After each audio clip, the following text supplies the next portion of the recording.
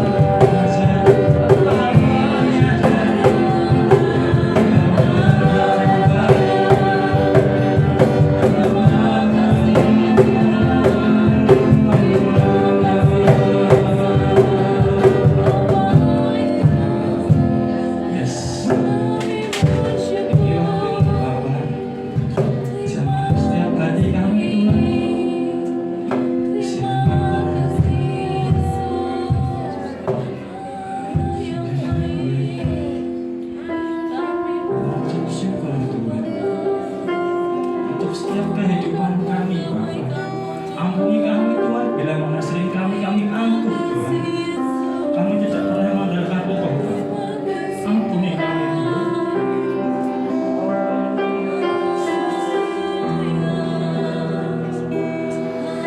Allah kami Tuhan. Jamah setiap hati kami Bapa. Ini waktu Tuhan.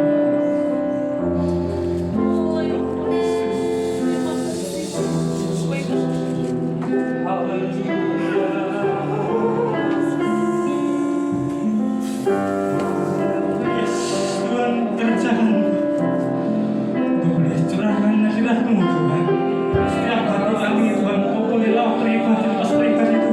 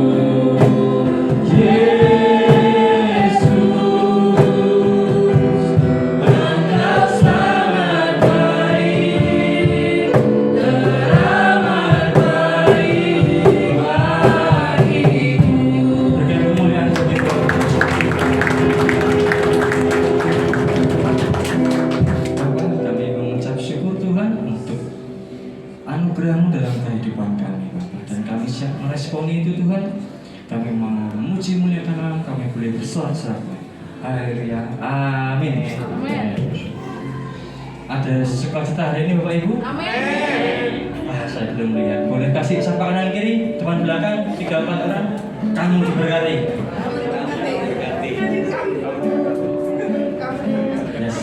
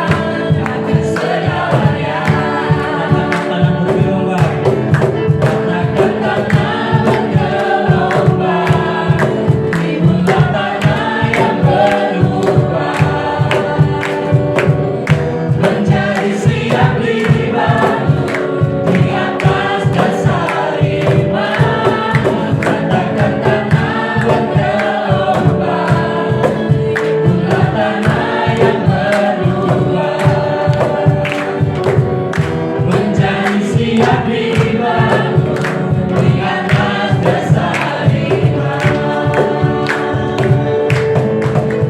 Jangan pernah bekerja di ladangnya Tuhan, pengurus yang beri kekuatan, yang mengajar dan menopang.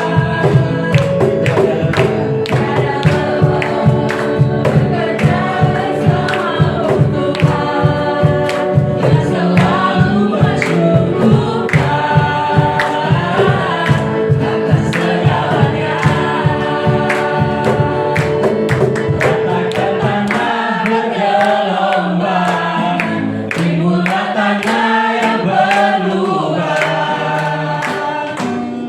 menjadi siap dibangun di atas dasar iman. Ratakan tanah bergelombang, timbullah tanah yang berlubang, menjadi siap dibangun di atas dasar iman. Bergelombang, timbullah tanah yang berlubang, menjadi siap dibangun di atas dasar iman. Ratakan tanah bergelombang, timbullah tanah yang berlubang, menjadi siap dibangun di atas dasar iman. Menjadi siap dibangun di atas dasar iman. Menjadi siap dibangun di atas dasar iman.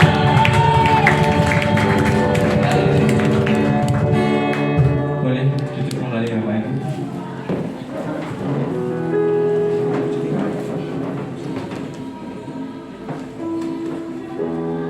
Saudara yang terkasih, beberapa waktu yang lalu kita boleh kembali merefleksikan bahwa setiap doa-doa kita ada 3 jawaban dari Tuhan. Saat ini saya mau ngajak Bapak Ibu Saudara untuk kita boleh merefleksikan apa respon kita terhadap setiap doa-doa.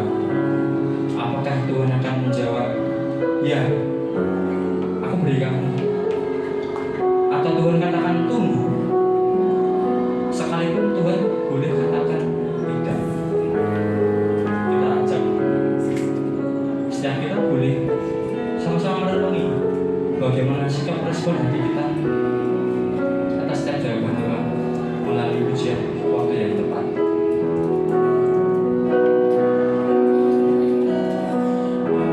Tak selalu Tuhan menjawab doa, namun Dia beri yang terbaik di waktu yang tepat. Izinkanlah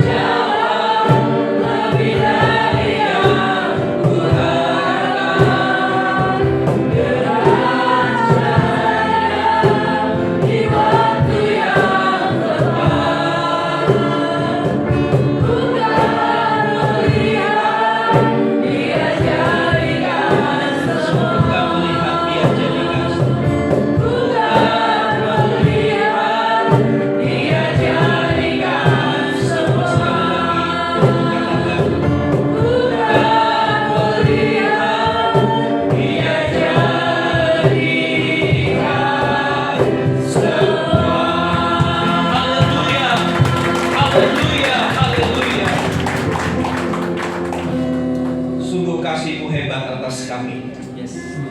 Walau kadang kami tidak mengerti jalan-jalan-Mu, tapi pada akhirnya kami akan melihat Engkau menjadikan semuanya indah.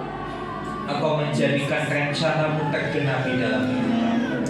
Dan rancangan-Mu adalah rancangan damai sejahtera, bukan rancangan kecelakaan. Rancangan yang mendatangkan sukacita, mendatangkan kemenangan buat setiap kami yang mengasihi Tuhan. Biarlah hari ini kami belajar untuk boleh mengerti setiap rancangan dan pekerjaan-Mu dalam hidup kami, sehingga kami boleh memberikan respon yang benar atas apapun yang kami hadapi. Bahkan untuk sesuatu yang menyakitkan, untuk sesuatu yang membuat kami menderita, kami tetap berkata Tuhan Yesus baik, karena kenyataannya memanglah demikian. Terima kasih Tuhan. Semoga kami akan belajar dari firman. Roh Kudus, Roh hikmat itu menguasai setiap hati dan pikiran kami, membuat kami memahami akan kehendak Bapa dalam hidup kami. Terima kasih Tuhan. Berkati ya Tuhan teman-teman yang sudah membawa kami dalam pujian penyembahan. Apapun yang mereka lakukan bagi nama Tuhan tidak menjadi sia-sia. Mereka akan menerima upah dari setiap jerih-jerih mereka, bukan hanya untuk di dunia ini, tetapi di dalam kekekalan. Terima kasih Tuhan. Di dalam nama Tuhan Yesus kami berdoa. Haleluya. Amin. Amin. Shalom Bapak Ibu. Ya, senang sekali hari ini saya boleh bersama-sama dengan saudara. Ya, masih mau melanjutkan tentang doa. Ya, 2 minggu yang lalu Ibu Gembala sudah sampaikan tentang jawaban doa. Ya, kita tahu, kita mengerti jawaban doa itu ya, tidak, dan tunggu. Ya, saudara yang dikasih Tuhan, memang sih saudara, khotbah 1 jam tentang doa tidak jadi jaminan pendengarnya mau berdoa. Tapi kalau ada gempa bumi 1 menit aja semua teriak minta tolong Tuhan.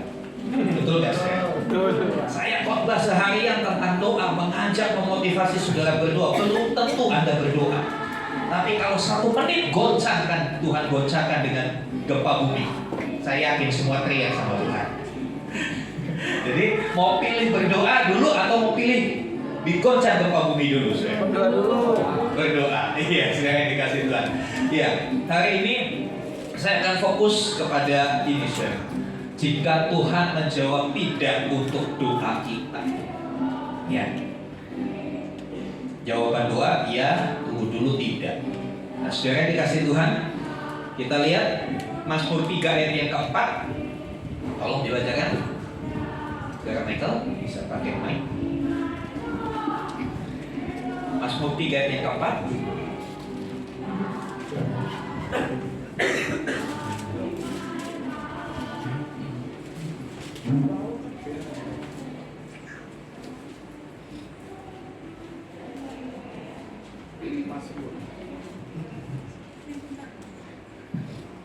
Mazmur 3 ayat 4.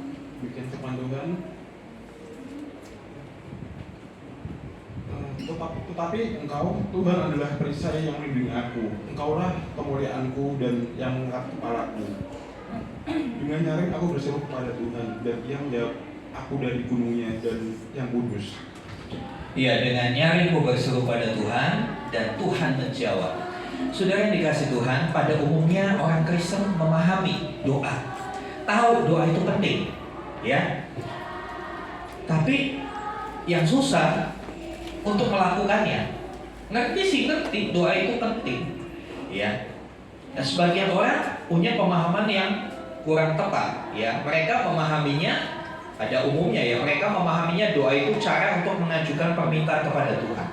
Sehingga doa-doa kita itu isinya daftar permohonan. Seperti ini, dari A sampai Z, daftar permohonan kepada Tuhan. Tuhan berkati anak saya, Tuhan berkati orang tua saya, Tuhan berkati pekerjaan saya, Tuhan begini, Tuhan begitu, Tuhan begitu. Isinya deretan permintaan. So, apakah itu salah? Tidak. Ya. Tapi doa bukan hanya sekedar mengajukan permohonan. Karena sejatinya doa adalah suatu bentuk komunikasi kita kepada Tuhan. Ya, kalau orang berkomunikasi, ya saya kasih contoh. Anak saya suka berkomunikasi sama saya. Apakah setiap dia berkomunikasi sama saya isinya cuma minta? Kan tidak. Ya, saudara suami istri. Apakah suami istri kalau berkomunikasi cuma minta? Enggak. Dalam komunikasi apa yang dilakukan? Ya bisa cerita. Hari ini saya alami begini. Dalam komunikasi bisa apa? Bisa bercanda? Bisa. Tapi pernahkah kita bercanda sama Tuhan dalam doa? Ini yang kadang-kala kita pikir, wah, gak boleh, gak sopan. Sebetulnya Tuhan kita itu benar-benar Bapa yang baik. Ya, Dia itu benar-benar Bapa yang mengerti keadaan kita. Kita kadang-kala pemahaman kita, pengenalan kita sama Tuhan itu harus terus kita tingkatkan. Kadang-kala Tuhan, suatu kali dalam retret kaum muda, saya minta anak-anak muda, saya kasih kertas, saya kasih pulpen, saya bilang sama anak muda, coba tulis, menurut kamu Tuhan itu seperti apa? Ya, sebagian menulis Tuhan itu seperti kakek, seperti kakek yang kaya, yang punya semuanya, sehingga ketika kita datang, kita minta apa aja dia kasih. Orang lain berkata, anak muda yang tulis, Tuhan itu seperti hakim, ya, yang selalu menjatuhkan vonis kalau kita bersalah. Ya, saudara yang dikasih Tuhan, apakah itu salah? Tidak, itu semua benar. Tapi belum komplit pemahamannya, pengenalannya belum komplit. Ketika kita belum komplit mengenal Tuhan, ya kita hanya sebatas itu saja. Dan kita juga diberkati hanya sebatas dengan pengenalan kita. Sebab itu, mari kita mau tingkatkan pengenalan kita akan Tuhan. Dengan apa? Dengan belajar dari firman Tuhan. Ya, saudara yang dikasih Tuhan, bulan-bulan ke depan saya akan lebih fokus berbicara, berkhotbah untuk memperkenalkan siapa Tuhan Yesus. Karena hari-hari ini di medsos, di YouTube ramai. Ada satu pendeta yang mengatakan Yesus itu sebetulnya bukan juru selamat. Yesus itu bukan Allah. Wah, ini ramai. Nah, saudara yang dikasih Tuhan, ya kita tidak mau urusin apa yang dia katakan, tapi kita urusin apa yang Alkitab katakan. Amin. Jadi untuk membedakan uang palsu dan uang asli, saudara hanya perlu tahu ciri-ciri uang asli. Betul? Betul. Kalau saudara tahu yang asli, maka saudara bisa melihat, oh ini palsu, ini palsu. Saudara bisa memfilter. Sebab itu gereja Tuhan perlu mengajarkan kebenaran ini. Ya, kembali ke laptop. Ya, doa. Ya, seringkali doa itu hanya berkaitan permintaan. Ya, yang pasti tadi sudah disampaikan Mazmur 3 ayat 4 dibacakan bahwa Tuhan itu selalu menjawab doa. Doa kita selalu dijawab Tuhan. Ya. Kadang-kala orang berkata doa saya belum dijawab. Sebetulnya kurang tepat, bukan belum dijawab, belum dikabulkan, belum mendapat persetujuan dari Tuhan. Dijawab sih dijawab, tapi mungkin jawabannya tidak. Ya, karena tidak semua jawaban doa kita itu selalu iya. Sama seperti kita orang tua, gak mungkin semua permintaan anak kita turutin. Benar apa betul, saudara? Ya, kalau anak saudara baru lulus SD, dia minta motor ninja. Walaupun saudara diberkati luar biasa, dibelikan nggak? Enggak. Kenapa? Belum waktunya. Iya kan? Kalau kita belikan, justru akan mendatangkan celaka buat anak ini. Itulah sebabnya kadang-kala doa kita nggak selalu dikabulkan Tuhan. Ya. Dan jawaban doa ini, ya, tunggu atau tidak, itu tidak tergantung kita. Tapi sepenuhnya adalah hak prerogatifnya Tuhan. Itu keputusan Tuhan yang gak bisa diganggu. Ya. Saudara yang dikasih Tuhan, next. Tuhan tidak perlu terburu-buru menjawab doa kita, karena Dia tahu yang terbaik untuk kita. Ya, manusia zaman modern selalu terbiasa dengan kondisi yang serba cepat, serba instan. Ya, pengen kirim duit instan, pengen pinjam duit juga instan. Pakai pinjaman oleh tak langsung masuk rekening. Kondisi ini akhirnya terbawa kepada ranah spiritual, ranah rohani. Sehingga setiap orang kalau berdoa pinginnya cepat dijawab, cepat menjawab keputusan. Kalau bisa ketika kita berdoa, saya butuh uang 1 M, Tuhan kirim, saya percaya surga itu kaya. Jalan-jalan dari Mas, Tuhan kirim aja 1 kerikil kecil deh buat saya, pasti akan cukup buat saya. Kadang-kala doanya sampai seperti itu. Harapannya apa? Begitu amin, itu ada selepok duit di depan. Tapi pertanyaan saya, kalau itu terjadi, saya pastikan dia pingsan. Syok, pingsan, bisa serangan jantung. Ya, saudara yang dikasih Tuhan. Nah, saudara, Tuhan tidak perlu terburu-buru. Tuhan tahu waktu yang tepat. Tuhan tahu kapan kita siap menerima jawaban Dia dari setiap doa-doa kita. Ya, Dia tahu waktu yang terbaik untuk menjawab kita. Seringkali jawaban doa kita tunggu dulu. Kita diminta untuk menunggu waktu Tuhan untuk setiap pergumulan kita. Iya, menunggu memang sesuatu yang gak enak, ya kan? Menunggu adalah sesuatu yang membosankan, ya. Tapi kadang-kala Tuhan melatih kita untuk kita bisa bertekun dalam berharap kepada Dia. Ya. Kadang-kala kita berkata, aduh Tuhan terlambat. Tapi sebetulnya Tuhan tidak pernah terlambat dalam menolong kita. Next. Ya. Namun ada jawaban doa yang paling sulit, paling gak enak, paling nyebelin, ya, yaitu jawabannya tidak dan tidak. Tuhan tidak mengabulkan, Tuhan tidak meng-ACC proposal kita. Berapa banyak saudara pernah mengalami hal ini? Ya. Kadang-kala kita berdoa sungguh-sungguh, berdoa, segala metode doa udah disampaikan, doa sungguh-sungguh sudah. Doa sepanjang malam sudah, doa sambil puasa sudah, doa sambil makan-makan juga lebih sering lagi dilakukan. Ya saudara dikasih Tuhan. Tapi kenapa Tuhan selalu bilang tidak? Tuhan tidak mengabulkan. Atau dengan kata lain, pergumulan belum selesai, sakit belum sembuh. Apakah dengan hal itu lalu kita berhenti berdoa? Tidak. Ya, ketika Tuhan menjawab tidak, kita harus pahami. Ya, walaupun ini adalah sesuatu yang sangat berat, terkadang mengecewakan kita. Ya, seringkali kita bertanya, kenapa Tuhan tidak mendengar? Kenapa Tuhan tidak mengabulkan doa saya? Padahal saya kan, nah ini perhatikan, kadang-kala kita mulai bikin bargaining power sama Tuhan. Kita menyatakan, saya sudah berdoa sungguh-sungguh Tuhan. Apalagi saya sudah melayani Tuhan. Melayani di GBT gak ada PK loh Tuhan, tapi saya mau. Tapi kenapa saya berdoa Tuhan tetap bilang tidak? Lalu akhirnya orang jadi kecewa. Saudara dikasih Tuhan, kadang-kala kita membandingkan Tuhan dengan kita. Dengan kata lain, ya dengan kata lain kasarnya kita mau berkata, Tuhan, tahu gak sih Tuhan, saya itu cukup berjasa loh buat pekerjaan. Saya cukup berjasa untuk pelayanan pekerjaan Tuhan. Tapi kenapa saya minta ini aja Tuhan gak kabulkan?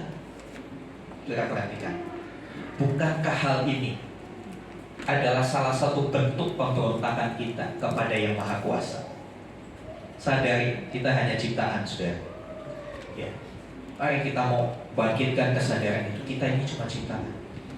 Kalau saya boleh melayani, kalau saya boleh mengembalakan, itu semua bukan karena saya lebih dari saudara, tapi itu karena penugasan dari Tuhan.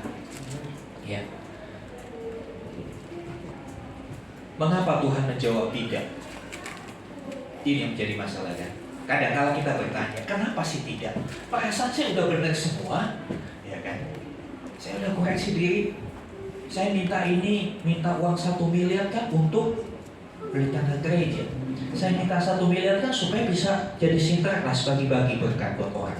Tapi kenapa Tuhan gak jawab? Saya kan udah benar, motivasinya udah benar, cara doa saya udah semua lakukan. Yang doa puasa, puasa Daniel, puasa Senin Kamis, Selasa Jumat, puasa kalau Minggu aja udah saya lakukan semua. Masih belum tahu juga doa sambil makan-makan, udah juga saya lakukan Tuhan. Tapi kenapa? Ya, sebenarnya kita mau belajar dari seorang hamba Tuhan, Rasul Paulus. Kita buka di dalam 2 Korintus 10, 2 Korintus 12, maaf. 2 Korintus 12 ayat 7 sampai 10. 2 Korintus 12 ayat 7 sampai 10.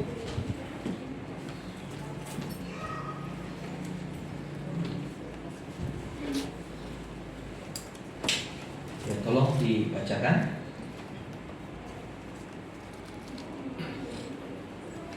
2 Korintus 12 ayat 7 sampai 10. Demikian firman Tuhan. Dan supaya aku jangan meninggikan diri karena pernyataan-pernyataan yang luar biasa itu, maka aku diberi suatu duri di dalam dagingku, yaitu seorang utusan iblis untuk menggocok aku supaya aku jangan meninggikan diri. Tentang hal itu aku sudah 3 kali berseru kepada Tuhan supaya utusan iblis itu mundur daripadaku. Tapi jawab Tuhan kepadaku, cukuplah kasih karuniaku bagimu, sebab justru dalam kelemahan kuasaku menjadi sempurna. Sebab itu terlebih suka aku bernubuh atas kelemahanku, supaya kuasa Kristus turun menaungi aku. Karena itu aku senang dan rela di dalam kelemahan, di dalam siksaan, di dalam kesukaran, di dalam penganiayaan, dan kesesakan oleh karena Kristus. Sebab jika aku lemah, maka aku kuat. Ya, saudara dikasih Tuhan, ini pengalaman seorang hamba Tuhan yang luar biasa. Siapa yang tidak kenal Rasul Paulus? Dunia kekristenan sangat mengenal Rasul Paulus dan sangat kagum dengan Rasul Paulus. Iya. Bagaimana dia dipanggil Tuhan, bagaimana penyerahannya kepada Tuhan, bagaimana dedikasinya buat penyebaran Injil, bagaimana kerja kerasnya, ya. Dan itu dibuktikan 14 kitab dalam Perjanjian Baru itu tulisannya Rasul Paulus. Ya, bagaimana dia mengalami penderitaan bahkan sampai akhir hidupnya. Ya, sejarah mencatat Rasul Paulus meninggal dengan kepala dipenggal oleh Kaisar Nero. Ya, pada tahun kurang lebih tahun 60-an, 60 Masehi. Saudara, tetapi yang kita baca adalah satu pengalaman pribadinya dia. Ya, satu pengalaman pribadi, ya, dia yang menerima penyataan-penyataan yang luar biasa. Bahkan panggilannya untuk menjadi rasul itu bukan diinjili oleh orang. Ya, pada waktu itu kita tahu ceritanya, Paulus sebelum jadi hamba Tuhan, dia Saulus namanya. Dia menganiaya jemaat Tuhan. Dia minta surat, ya, legalitas untuk bisa tangkapi orang Kristen lalu disiksa, dipenjarakan, kalau bisa dibunuh. Orang yang begitu kejam, begitu sadis, begitu antitesis, begitu melawan kekristenan, dijumpai oleh Tuhan sendiri. Dijumpai oleh Tuhan sendiri dengan pengalaman spiritual yang tidak semua orang bisa mengalami hal itu. Ya. Kemudian dipilih, diurapi menjadi rasul, jadi pemberita Injil yang luar biasa. Ya. Dari hal ini saja Paulus bisa membanggakan diri. Saya ini Tuhan Yesus sendiri yang datang sama saya. Nggak melalui kebalannya, nggak melalui siapa dipanggil melayani, tapi Tuhan Yesus sendiri. Ada satu keistimewaan yang dia alami. Tetapi dari ayat yang kita baca, ya, dia ceritakan ini kepada jemaat di Korintus. Dia bilang, ayat 7, aku diberi suatu duri dalam dagingku. Itu seorang utusan iblis untuk menggocok aku. Ya, saudara yang dikasih Tuhan, sehebat-hebatnya seorang hamba Tuhan tidak lepas dari masalah. Amin. Demikian setiap kita. Saya juga punya masalah, saudara tahu itu. Ya. Tapi jangan takut dengan masalah. Karena masalah itu, tahu gak sih katanya, Pak? Masalah masih ada Allah. Jadi selagi saudara mengalami masalah, ingatlah masih ada Allah. Amen. Masih ada Allah yang memperhatikan. Ya, lagu pujian tadi katakan Yesus mendengar lebih dari yang kita doakan. Jadi kalau berdoa jangan takut salah ngomong. Tuhan ngerti apa yang ada dalam hati kita. Tuhan ngerti maksudnya. Ya. Dia mengabulkan, mengerjakan lebih daripada yang kita harapkan. Saudara yang dikasih Tuhan, Rasul Paulus mengalami masalah. Dia hanya sebut duri dalam daging. Ya, Durinya bukan duri yang udah di presto, sudah. Zaman sekarang kan duri dalam daging itu pada presto nggak apa-apa, nggak sakit, bisa lembut kok durinya. Ya, masalah yang dihadapi Rasul Paulus waktu itu belum ada zaman duri lunak, ya, belum ada tulang lunak, jadi benar-benar duri. Kebayang nggak saudara duri dalam daging? Simpelnya saudara, kalau misalnya tangan saudara kemasukan apa ya bahasa Yunaninya itu susubet. Iya, itu nggak tahu ya di Medan bahasanya apa. Orang yang Jawa bilang susubet, iya kan? Jadi kalau ada bambu itu kan ada sesuatu yang kecil gitu masuk ke dalam kulit. Itu kan nggak enak banget. Kita berusaha ambil. Nah itu kurang lebih duri dalam daging seperti itu. Nah susubet itu baru di kulit, belum tembus sampai ke daging. Bisa dibayangkan kalau duri itu masuk ke dalam daging. Ya, beberapa penafsir Alkitab mengatakan ini adalah satu penyakit yang dialami Rasul Paulus. Ada yang mengatakan dia mengalami penyakit mata sehingga dia kesulitan untuk membuat tulisan-tulisan. Ada yang mengatakan dia satu penyakit kronis yang selalu kambuh setiap kali. Ya, kita tidak mau berdebat untuk apakah duri dalam daging, tapi duri dalam daging ini memberikan satu pemahaman kepada kita, itu sesuatu yang menyakitkan. Sesuatu yang menyakitkan, sesuatu yang menyesakkan, sesuatu yang gak enak. Ya. Kalau itu tidak mengganggu, dia tidak akan serius berdoa. Dikatakan, ya ayat yang ke-8, tentang hal itu, hal apa? Hal duri dalam daging. Aku sudah 3 kali berseru kepada Tuhan. Dia gak bilang tentang hal itu aku udah bisik-bisik sama Tuhan, enggak. Tentang hal itu sudah 3 kali berseru. Kalau orang berseru itu gimana saudara?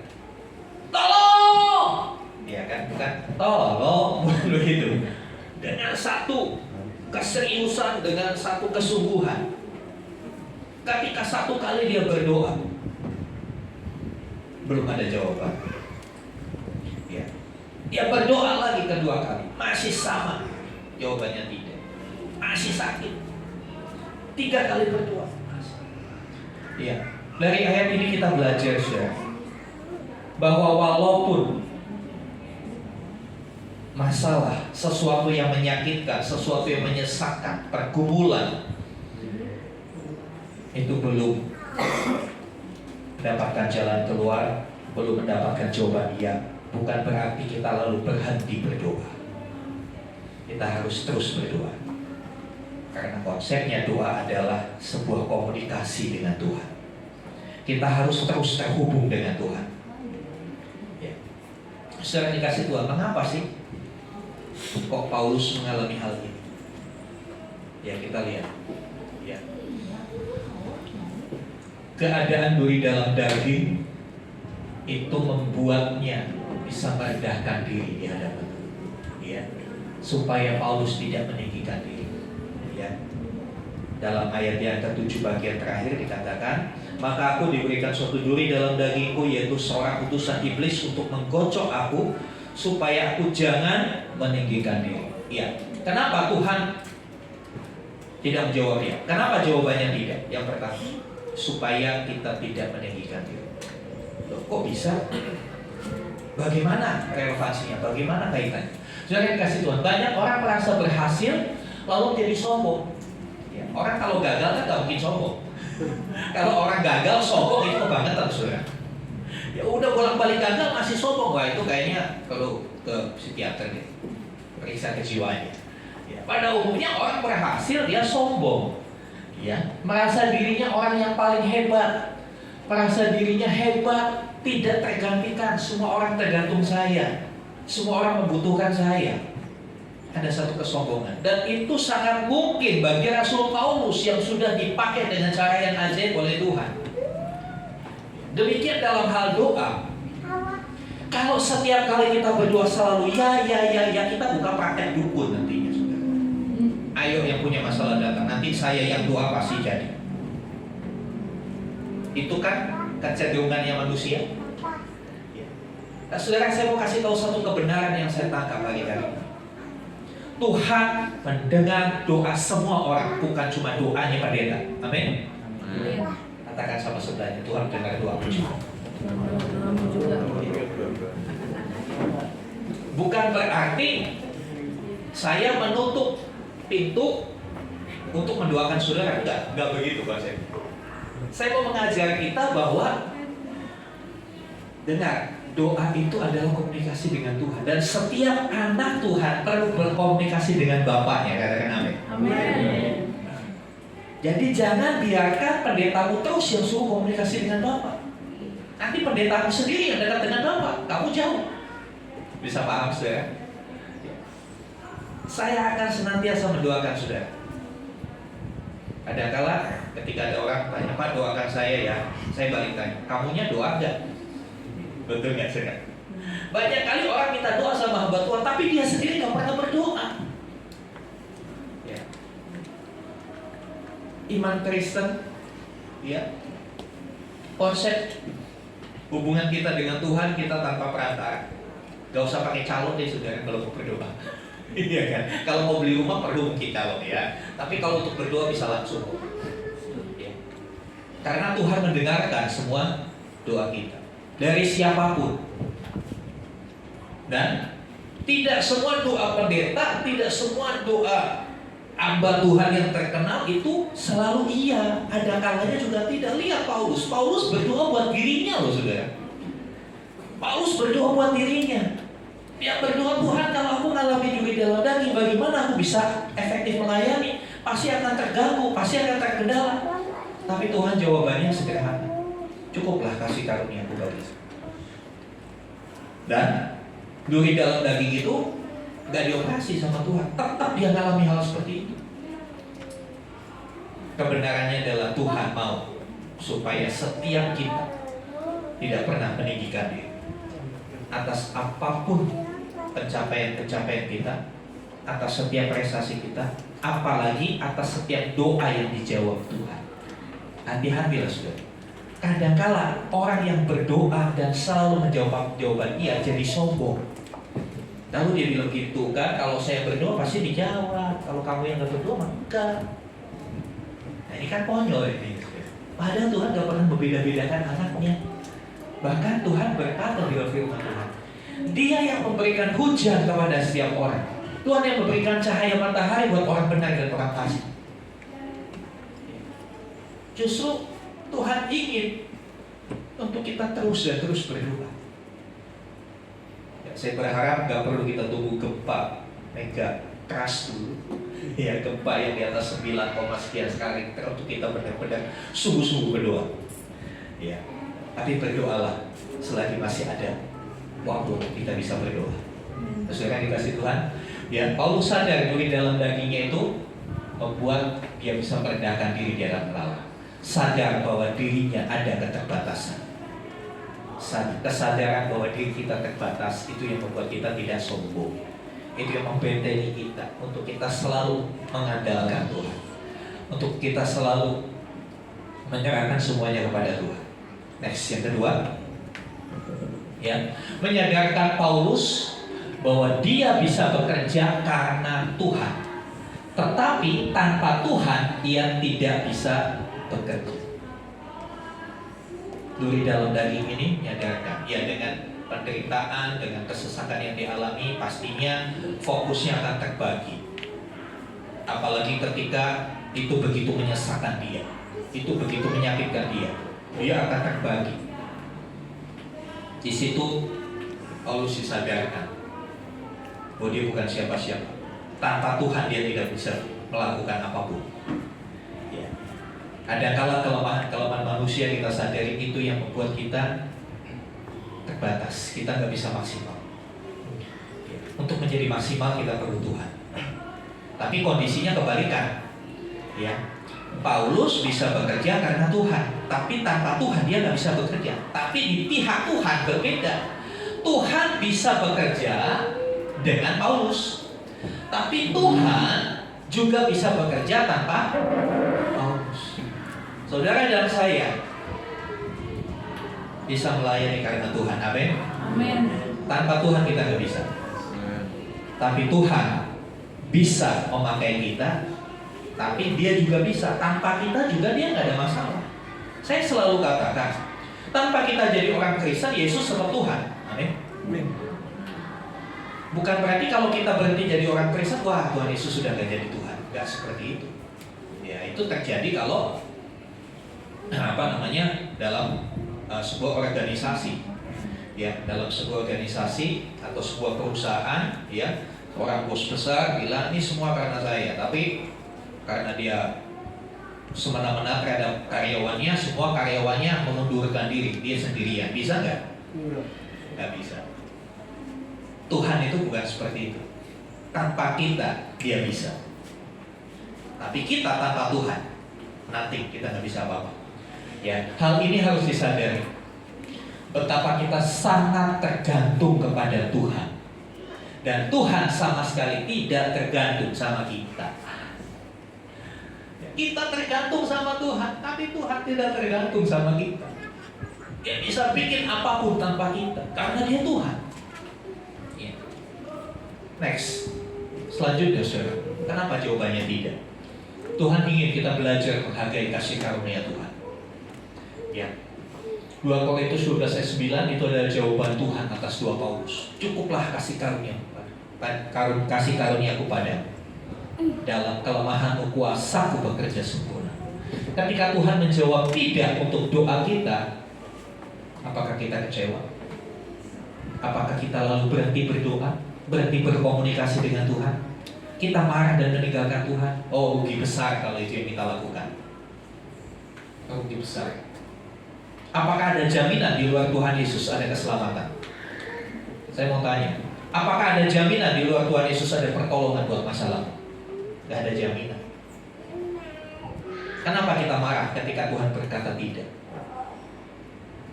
Bukankah di waktu-waktu yang lalu ada begitu banyak jawaban ya untuk setiap doa kita? Kenapa kalau sekali Tuhan bilang tidak kita marah? Bukankah itu kita sangat kekanak-kanakan, saudara? Kita gak fair sama Tuhan. Ya. Ingat kembali kasih karunia-Nya. Ya. Dengan pengalaman ini Paulus sadar dia diajar untuk benar-benar menghargai kasih karunia Tuhan. Ya. Mari kita renungkan berkatnya yang sudah kita alami. Makanya ada lagu pujian Pentakosta lama.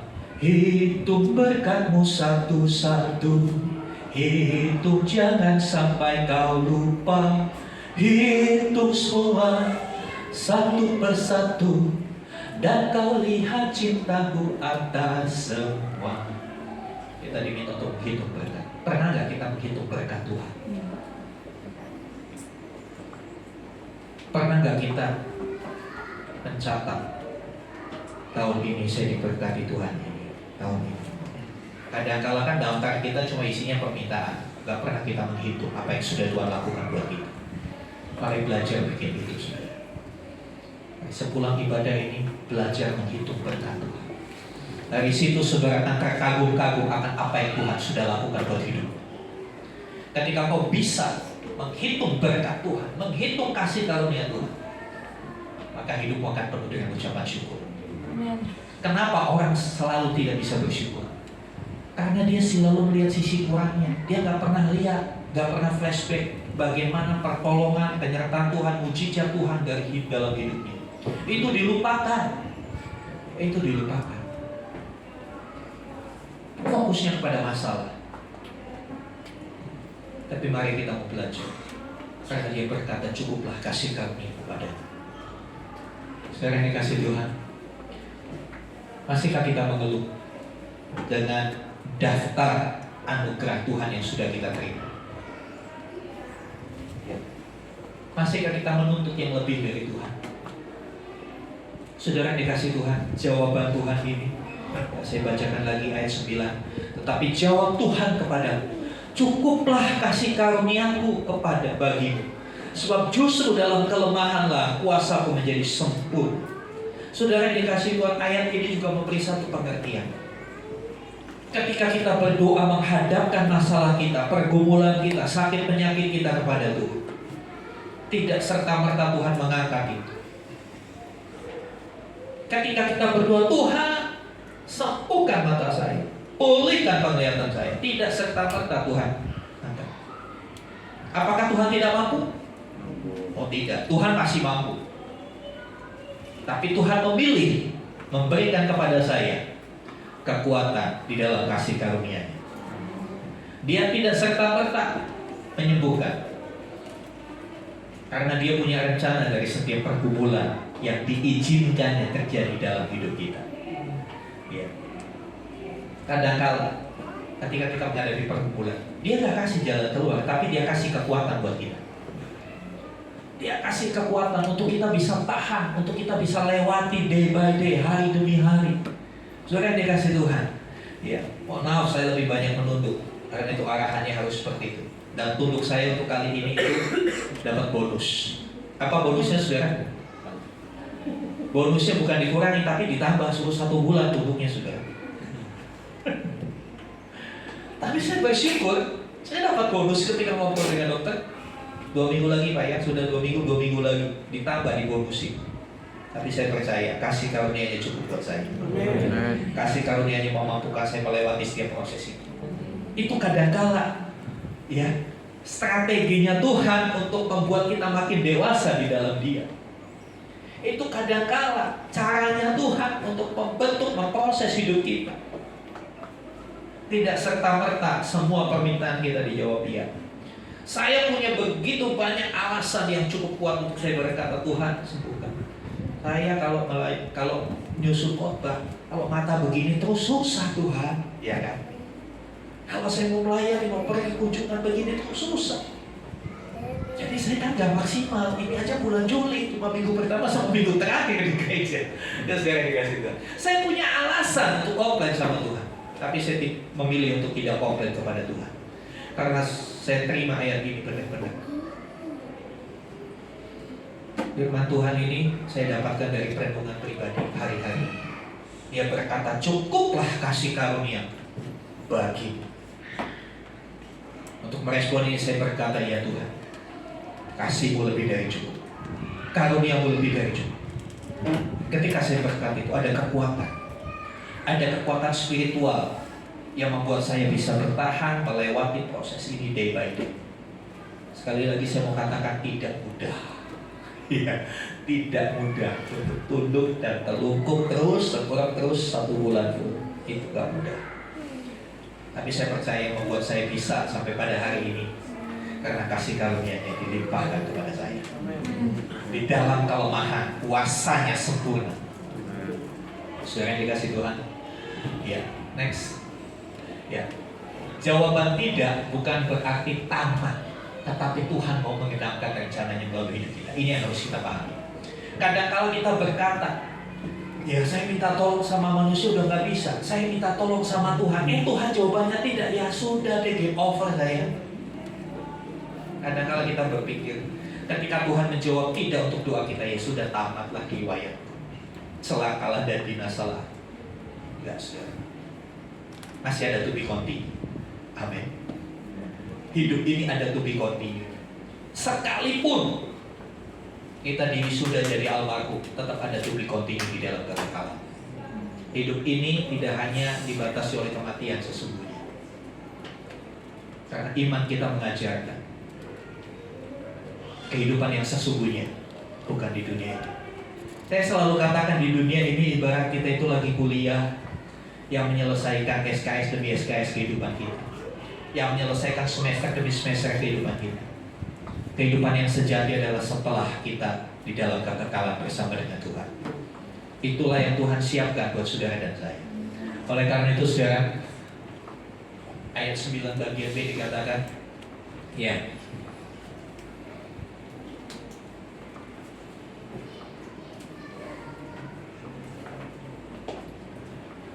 sebab justru dalam kelemahanlah kuasaku menjadi sempurna. Dan ini diaminkan oleh Rasul Paulus. Ya, sebab itu terlebih suka aku bermegah atas kelemahanku, supaya kuasa Kristus turun menaungi aku. Sebab justru dalam kelemahan kuasa Tuhan jadi sempurna. Ketika kita tidak mampu, ketika kita ada di dalam kesesatan, ketika kita ada di dalam kesakitan, penderitaan, di situ kita akan melihat kuasa Tuhan makin nyata dalam hidup kita. Dan di situ akhirnya kita berkata, ini bukan karena aku, tapi karena Tuhan. Ya, ini karena Tuhan. Ya. maksud Tuhan di setiap pergumulan. Ada maksud Tuhan. Ya, di setiap pergumulan, setiap kesesakan kita ada maksud Tuhan. Ayat yang begitu familiar untuk hal ini Roma 8 ayat 28. Ya, sebab kita tahu sekarang bahwa segala sesuatu mendatangkan kebaikan bagi setiap orang yang mengasihi Dia. Kuncinya adalah tetapkah kita mengasihi Dia? Tetapkah kita mengasihi Tuhan ketika Dia menjawab tidak untuk doa kita? Ketika kita tetap mengasihi Dia, akhirnya kita akan melihat ada sesuatu yang Tuhan kerjakan mendatangkan kebaikan. Next. Apa yang harus kita lakukan ketika jawabannya adalah tidak? Ya, kita udah tahu kenapa Tuhan menjawab tidak, supaya kita nggak sombong. Ya, supaya kita sadar kita tanpa Tuhan nggak bisa apa-apa. Ya, supaya kita sadar kasih karunia itu cukup bagi kita. Kasih karunia-Nya selalu tersedia buat kita. Kasih karunia-Nya, kekuatannya selalu tersedia buat setiap pergumulan seberat apapun. Nah, saya tahu pergumulan saya nggak seberat Rasul Paulus. Rasul Paulus berapa kali di penjara, berapa kali karena kapal. Saya belum sampai di penjara dan saya nggak mau di penjara. Iya. Proses mata ini sudah cukup memenjarakan saya, saudara. Ya, tapi saya mau berkata, kasih karunia-Nya selalu tersedia buat kita. Dan yang terakhir, ketika Tuhan menjawab tidak, itu bukan berarti telat, bukan berarti game over. Ya, ada sesuatu yang Dia sedang kerjakan dalam hidup kita. Ya. Ayat yang ke-10 saya bacakan. Ya, setelah dia mendapat jawaban doa, cukuplah kasih karunia. Tapi duri dalam dagingnya tidak diselesaikan Tuhan. Ayat yang ke-10 ini responnya Paulus. Karena itu aku senang dan rela diberkati Tuhan. Enggak. Ayatnya bilang begitu enggak? 2 Korintus 12 ayat 10. Karena itu aku senang dan rela di dalam kelemahan. Kalau di dalam keberkatan itu hal yang biasa. Tapi ini suatu yang luar biasa ketika Paulus berkata, karena itu aku senang dan rela di dalam kelemahan, di dalam siksaan, di dalam kesukaran, di dalam penganiayaan dan kesesakan oleh karena Kristus. Sebab jika aku lemah, maka aku kuat. Luar biasa. Ini yang perlu kita teladani dari Rasul Paulus. Ketika Tuhan menjawab tidak untuk doa kita, bisakah kita tetap senang dan rela? Bisakah kita menerima dengan sukacita dan ikhlas apa yang menjadi rencananya dalam hidup kita? Walau kita harus menderita dengan mengalami kesesakan, bahkan teraniaya karena Kristus. Jujur ini gak gampang. Ini perlu kasih karunia Tuhan. Jika kita bisa senang, bisa ikhlas, bisa bersyukur ketika Tuhan menjawab tidak kepada doa kita. Saudara dikasih Tuhan, saat kita mengalaminya kita tidak ngerti apa maksud Tuhan. Namun pada saatnya kita akan mengerti bahwa semuanya mendatangkan kebaikan bagi kita. Selain Rasul Paulus, tokoh Alkitab lain yang doanya jelas-jelas dijawab tidak, itu adalah Tuhan Yesus. Di mana? Ketika dia berdoa di Taman Getsemani. Apa doanya? Sekiranya mungkin kiranya cawan ini lalu dari Adam. Artinya dia bilang, ya kalau diterjemahkan dengan bahasa sekarang, dia berdoa, Bapak kalau bisa saya nggak usah disalib deh. Tapi dari akhir doanya dia berkata, tetapi bukan kehendakku yang jadi, tetapi jawaban Tuhan Yesus jawab apa? Tidak. Apa buktinya? Jawabannya tidak. Dia tetap disalib. Bapa di surga tidak membebaskan dia dari salib itu. Kenapa? Karena itulah rencananya. Karena Tuhan Yesus datang ke dunia bukan hanya untuk bikin 5.000 orang makan kenyang dengan 5 roti dan 2 ikan. Dia datang ke dunia bukan untuk mengubah air jadi anggur, bukan untuk menyembuhkan orang kusta, bukan untuk mengadakan mujizat, bukan untuk berjalan di atas air, bukan untuk show of force, bukan. Tapi tujuan Tuhan Yesus datang ke dunia untuk dia mati bagi saudara dan saya. Dan itu cara satu-satunya lewat salib. Kemanusiaannya, karena Yesus Kristus adalah manusia sejati dan Allah sejati. Kemanusiaannya dia ngeri, dia gentar Karena apa? Dia tahu di salib itu seperti apa. Kita aja ngeri lihat film The Passion. Yang digambarkan film The Passion belum 100% seperti yang sesungguhnya. Yang sesungguhnya begitu mengerikan. Ya, untuk alasan etika dan kesopanan film The Passion, Tuhan Yesusnya masih dikasih penutup, betul? Tapi faktanya telanjang bulat. Tapi juga nggak mungkin dibikin seperti itu.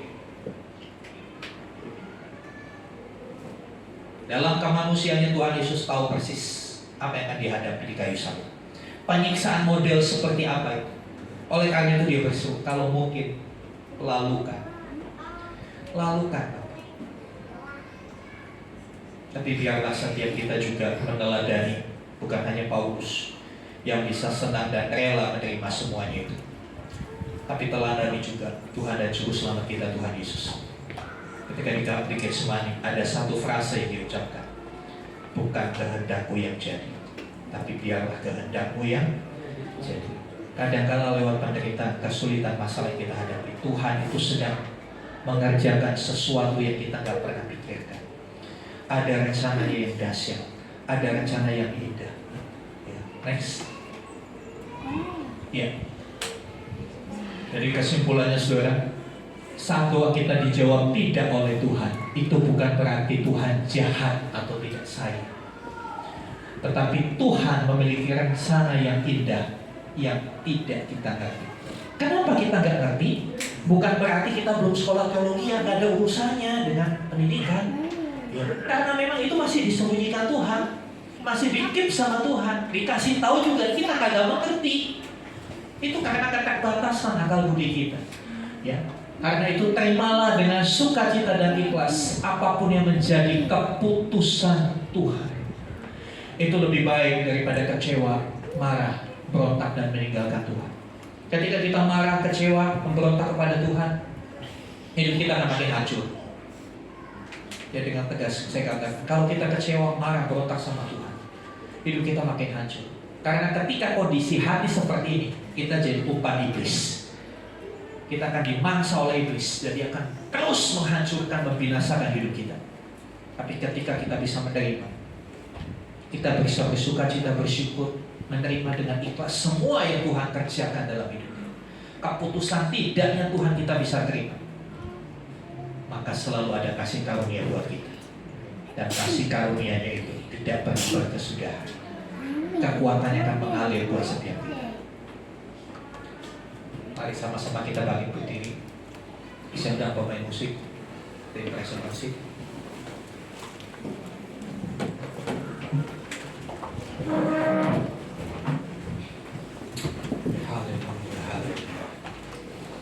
Ya, saya tahu gak gampang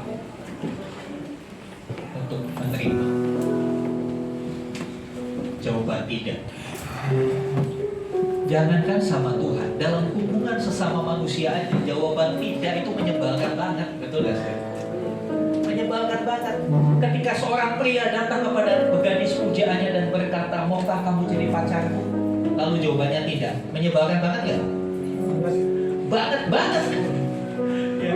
Ketika saudara melamar pekerjaan di sebuah perusahaan yang saudara harapkan, lalu jawabannya tidak diterima, menyebalkan. Di dunia aja perkataan tidak itu menyebalkan. Itu kadang-kadang kita bawa ketika Tuhan bilang tidak untuk doa kita juga jadi sebel sama Tuhan. Kita lupa di hari-hari yang lalu Tuhan selalu jawab iya buat hidup kita. Mari kita menaikkan pujian tadi. Ya, tak selalu Tuhan menjawab.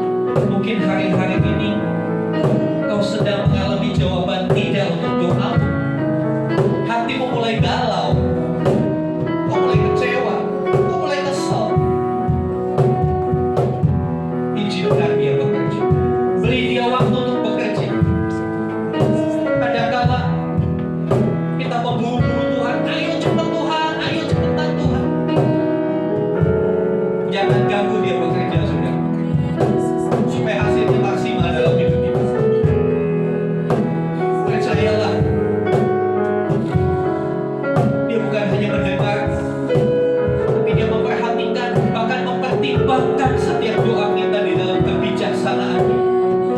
Dia bukan Allah yang ceroboh, tapi Dia Allah yang sangat berhati-hati. Dia Allah yang sangat presisi, sangat akurat dalam mengerjakan rencananya dalam hidup kita. Haleluya, haleluya. Percayalah, Dia akan menyediakan lebih dari yang kita harapkan. Keterbatasan kita kadang-kala yang menutup mata kita untuk melihat Dia bekerja.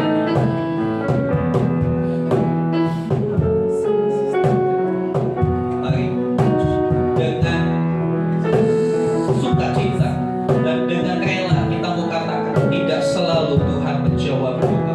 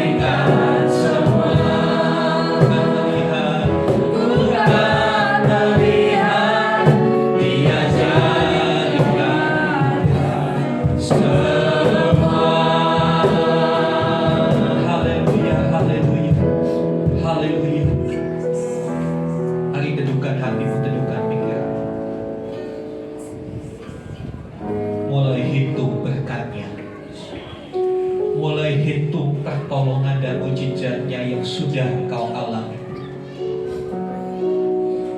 Dan berterima kasih untuk kasih karunia-Nya yang lebih dari cukup buat kita. Haleluya, haleluya, haleluya, haleluya.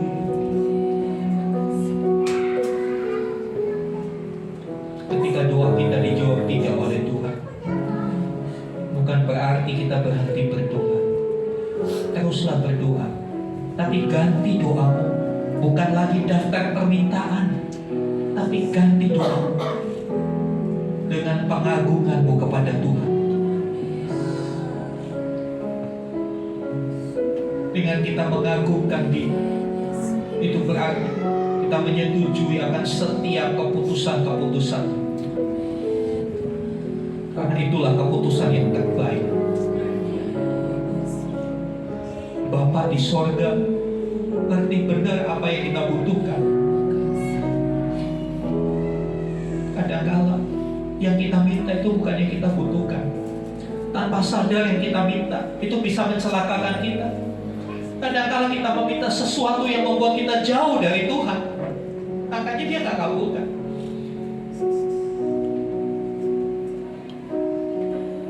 Karena rencana besar Allah dalam keselamatan bukan hanya mengampuni dosa, tapi membawa kita kembali segambar dan serupa dengan Dia.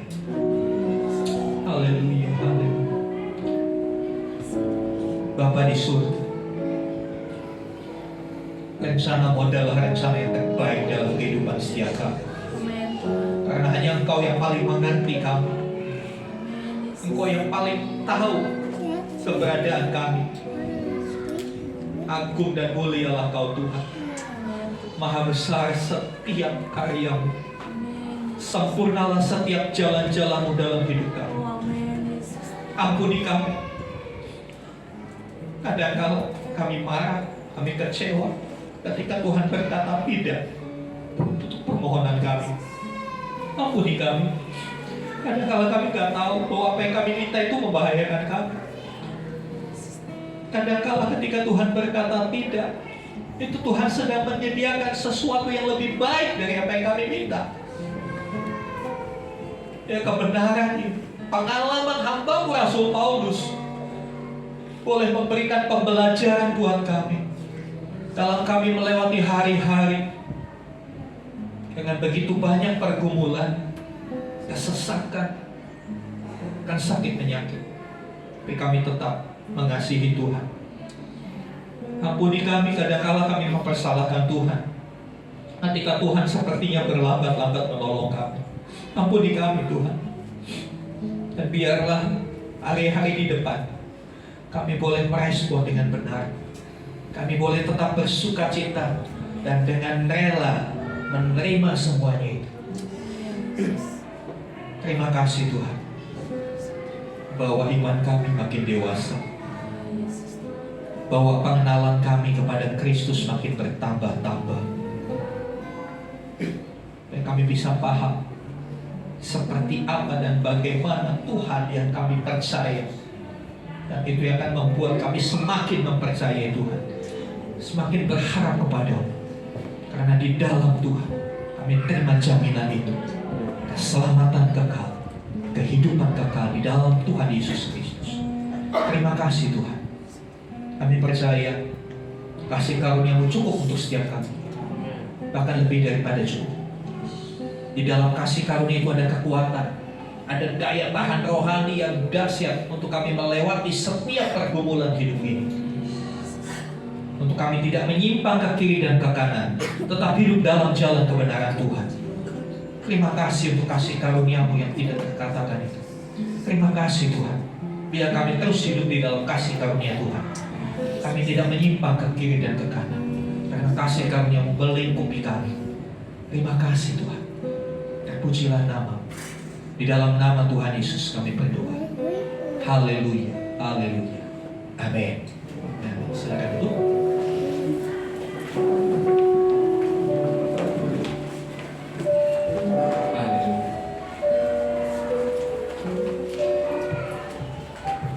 Firman yang boleh menyadarkan kita untuk kita boleh kembali merenungi bagaimana respon hati kita terhadap jawaban tidak dari Tuhan. Bapak Ibu, tiba saatnya kita untuk memberikan persembahan. Saya boleh undang Pak Willy untuk bantu kita.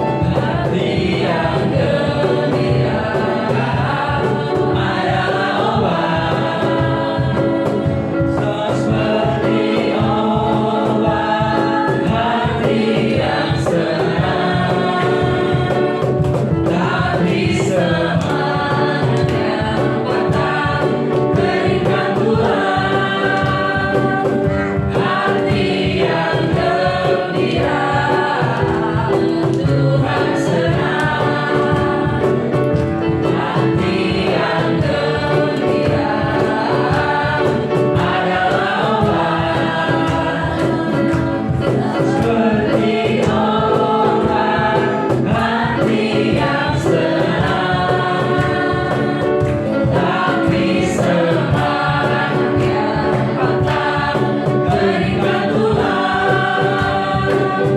Hati yang gembira, Tuhan senang. Hati yang gembira, Tuhan senang. Bapak Ibu boleh pakai berdiri.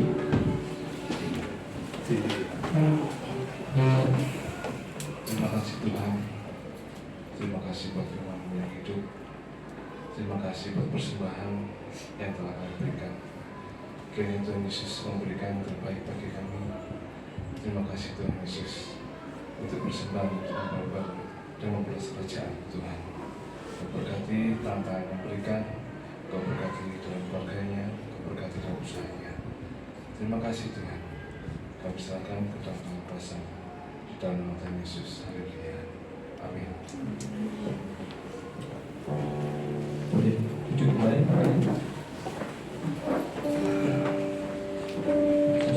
Pengumuman oleh Bapak Saudara. Ya, terima kasih untuk setiap persembahan yang saudara sudah persembahkan kepada Tuhan, ya baik persembahan umum maupun persembahan persepuluhan. Ya, mohon maaf buat Bapak Ibu yang memberikan persembahan persepuluhan tapi di amplopnya tidak ditulis nama, nanti di laporan kami tulis MM karena saya nggak mau tebak-tebak berhadiah. Ya, yang tidak dikasih nama kami tulis MM, tapi jumlahnya kan pasti saudara ingat ya untuk pelaporan supaya bisa cross check. Ya, sekali lagi terima kasih, Tuhan berkati. Nah, saudara, untuk sepekan ke depan, minggu depan kita ibadah disertai perjamuan kudus, pastikan saudara bisa hadir. Kemudian hari Jumat itu komsel bagiannya gilirannya KSB, ya. Nah, kemudian bagi para pelayan Tuhan, baik musik, WL, singer, pelayan multimedia, kemudian kolektan, persiapan, ya, tolong dicatat tanggal 12 Agustus jam 6 sore kita akan ada doa para pelayan Tuhan. Ya, jadi 12 Agustus tolong dicatat buat Bapak Ibu yang sudah terlibat pelayanan, ada doa khusus para pelayan Tuhan dan pembinaan. Ya, kalau ada saudara yang belum terlibat pelayanan, mau datang boleh nggak Pak? Boleh, nggak ada yang dilarang untuk berdoa. Amin. Tidak ada yang dilarang untuk berdoa. Ya, jangan tunggu kepadatan baru kita doa. Ya, sekarang dikasih Tuhan, itu saja yang perlu saya sampaikan. Ya, sedikit saya report untuk progres mata kiri saya. Ya, mata kiri saya kemarin sudah 2 minggu yang lalu sudah operasi yang kedua. Saya masih terus terapi menumbuhkan diri, ya. Dan hasil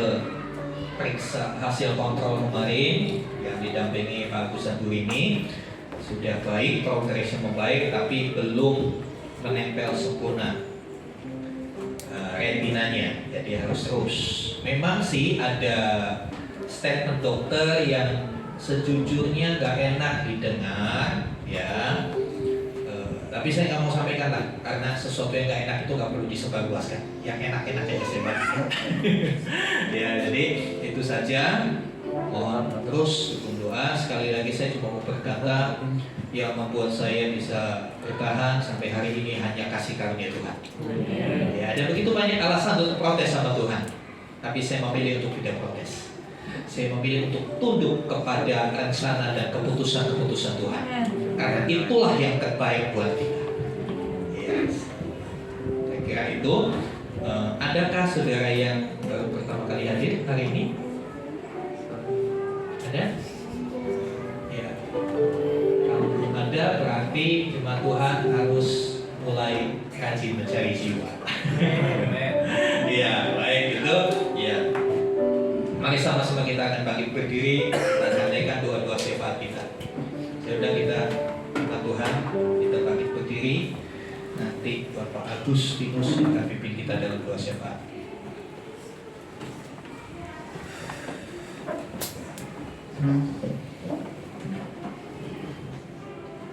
Ya, mari kita sama-sama satukan hati mengakhiri ibadah raya pagi hari ini. Bapa kami yang kami sembah di dalam nama Tuhan Yesus Kristus, kami mengucap syukur buat pagi hari ini, buat kesempatan, buat waktu yang Tuhan berikan bagi kami untuk kami boleh bersama-sama untuk kami beribadah. Satu kami percaya bahwa Tuhan hadir di setiap kami Tuhan. Kalau pagi hari ini kami boleh belajar mengenai firman Tuhan, bersurga biarlah kami menjadi pribadi-pribadi yang sangat siap ketika apa yang kami panjatkan doakan kepada Tuhan mungkin jawabannya mengecewakan bagi setiap kami, tetapi kami sangat siap karena segala sesuatu mendatangkan kebaikan bagi setiap kami. Sekalipun jawaban doa itu tidak, tetapi kami percaya bahwa itu adalah yang menyelamatkan kami. Itulah yang membawa kami untuk kami semakin dewasa dan kami semakin menyadari bahwa kami tanpa Tuhan kami tidak bisa berbuat apapun. Terima kasih Bapak surga, materkan firman-Mu pagi hari ini di tengah-tengah kehidupan kami Tuhan Yesus, sehingga melalui kebenaran firman-Mu hari ini Tuhan, kami bukan sekedar meminta, kami bukan sekedar untuk menaikkan setiap permohonan berkat bagi kehidupan kami, tetapi biar setiap rencana Tuhan yang jadi atas kami, karena kami tahu bahwa Tuhan mengerti akan apa yang kami perlukan. Tuhan sangat mengerti apa yang kami butuhkan. Tuhan sangat mengerti apa yang kami lakukan hari-hari ini. Terima kasih Bapak surga, kami mengucap syukur buat gembala kami Bapak Upaja Irawan yang telah memberitakan firman-Mu pada pagi hari ini Tuhan Yesus. Bapak, kami sepakat sehati berdoa untuk hamba-Mu Tuhan Yesus, Tuhan yang senantiasa terus berikan kekuatan bagi hamba-Mu Tuhan Yesus di dalam proses pemulihan penglihatan. Sekalipun cukup panjang yang dialami Tuhan, tapi kami melihat bagaimana Allah berkarya atas gembala kami Tuhan. Kami berdoa di dalam nama Tuhan Yesus Kristus, biarlah kasih karunia Allah yang senantiasa terus melingkupi gembala kami Tuhan Yesus. Kekuatan supranatural yang senantiasa terus menuntun atas hamba-Mu Tuhan. Bahkan kami percaya bahwa pemeliharaan Allah yang senantiasa nyata atas gembala kami Tuhan Yesus. Terima kasih Bapak surga, kami percaya biarlah di tanggal 16 Agustus nanti kalau kembali akan check up kembali Tuhan, kami percaya hasil yang senantiasa Tuhan kehendaki akan terjadi atas gembala kami. Amin. Terima kasih Bapak surga, kami bersyukur buat Budia bersama dengan Sarah maupun Sasa yang mendukung gembala kami Tuhan. Kiranya Tuhan yang terus memberkati Budia bersama dengan kedua putrinya Tuhan. Bahkan kami percaya bahwa Tuhan yang senantiasa terus menyertai kehidupan keluarga ini. Terima kasih Bapak surga, kami mengucap syukur buat setiap pelayan-pelayan Tuhan yang hari ini melayani kami Tuhan Yesus. Baik itu dari WL, dari singer, pemain musik, guru sekolah minggu, doa syafaat, bahkan setiap kami yang terlibat semuanya Tuhan. Mari Bapak pagi hari ini Tuhan yang terus memberikan kami kekuatan dan kemampuan untuk kami terus tertuju akan Tuhan, untuk kami terus melayani Tuhan, untuk kami terus belajar untuk mengasihi Tuhan. Bila melalui kehidupan kami, melalui kesempatan yang Tuhan berikan bagi kami tidak akan mengikat atau tidak akan membatasi kehidupan kami untuk kami boleh melayani Tuhan dimanapun kami ada Tuhan Yesus. Terima kasih Bapak, kami mengucap syukur buat seluruh jemaat yang bersama-sama dengan kami pada pagi hari ini Tuhan Yesus. Bapak, kami percaya bahwa Tuhan tidak pernah meninggalkan mereka. Tuhan yang senantiasa mengerti akan setiap apa yang menjadi pergumulan mereka. Bahkan kami percaya bahwa Tuhan yang senantiasa terus mengasihi mereka. Tuhan memberkati untuk setiap keluarga demi keluarga Tuhan. Setiap pergumulan generasi mereka Tuhan berkati. Bahkan setiap pekerjaan usaha mereka, kami percaya bahwa Tuhan tinggal di tengah-tengah setiap kehidupan mereka. Terima kasih Bapak surga, kami bersyukur buat bangsa dan negara kami, bangsa Indonesia Tuhan. Kalau akhir-akhir ini suasana pemilu sudah mulai memanas Tuhan, Bapak, kami percaya bahwa Tuhan akan ambil alih di setiap proses pemilu yang akan datang Tuhan Yesus. Dan memberkati untuk seluruh instansi yang terkait, begitu TNI, begitu kepolisian, pemerintahan yang ada pada saat ini Tuhan, kami percaya Tuhan campur tangan di dalamnya, sehingga proses pemilu boleh berjalan dengan baik. Tahun 2024 boleh terpilih seorang presiden pemimpin yang sungguh-sungguh boleh melanjutkan program yang sudah baik. Tuhan yang senantiasa memilih pemimpin yang sungguh-sungguh takut akan Allah. Terima kasih Bapak surga, terima kasih Roh Kudus. Kami menyerahkan gereja ini di mana kami ada Tuhan. Kami melepaskan damai sejahtera Allah Tuhan atas lingkungan kami, ruko di kiri kanan kami Tuhan, bahkan RT RW yang dimana telah mengizinkan kami berada di tempat ini. Damai sejahtera Allah itu yang kami lepaskan di dalam nama Tuhan Yesus Kristus atas mereka Tuhan. Terima kasih Bapak surga, terima kasih Roh Kudus. Kami bersyukur dan berdoa untuk setiap kami yang tidak bisa bersama-sama dengan kami pada hari ini Tuhan Yesus.